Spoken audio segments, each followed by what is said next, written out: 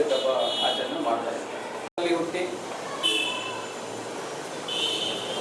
1930 3ನೇ ಜೂನ್ ಹುಟ್ಟಿ ಅದಾದಮೇಲೆ 67ರಲ್ಲಿ ಬೆಂಗಳೂರಿಗೆ ಆಗಮಿಸ್ತಾರೆ.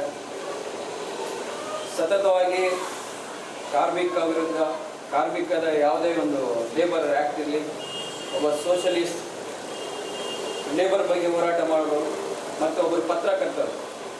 ನಮ್ಮ ಪಕ್ಷದ ಖಜಾಂಚಿಗಳಾದಂಥ ನಮ್ಮೆಲ್ಲರ ಮಾರ್ಗದರ್ಶಕರು ಹಿರಿಯರಾದಂಥ ವೆಂಕಟಸ್ವಾಮಿ ಅವರು ಸಹ ತುಂಬ ಸಹಕಾರ ಮಾಡಿ ಕಾರ್ಯಕ್ರಮಕ್ಕೆ ಒಂದು ಅರ್ಥಪೂರ್ಣವಾದಂಥ ರೀತಿಯಲ್ಲಿ ಸಹಕಾರ ಕೊಟ್ಟಿದ್ದರು.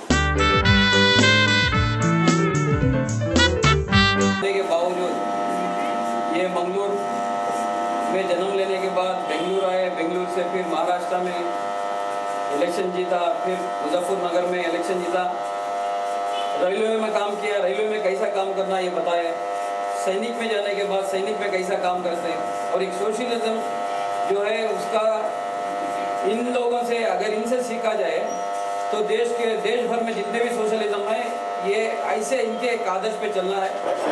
कहीं भी चलो, कोई भी अगर संकट रहा, कहीं किसी को तकलीफ है, लेबर में बहुत सारा काम किया, लेबर ट्रेड में जो काम किया, लेबर ट्रेड के अध्यक्ष रहे, लेबर के साथ जो भी गलती हुई, लेबर के साथ जो भी तकलीफें हुई, इन्होंने बताया कैसे इसके साथ इसका मुंह तोड़ जवाब देना है.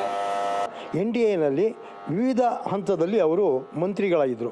ಡಿಫೆನ್ಸು, ರೈಲ್ವೇಸ್ ಮತ್ತು ಇದು ಕಾರ್ಮಿಕ ಮಂತ್ರಿ ಆಗಿ ಕೆಲಸ ಮಾಡಿದವರು.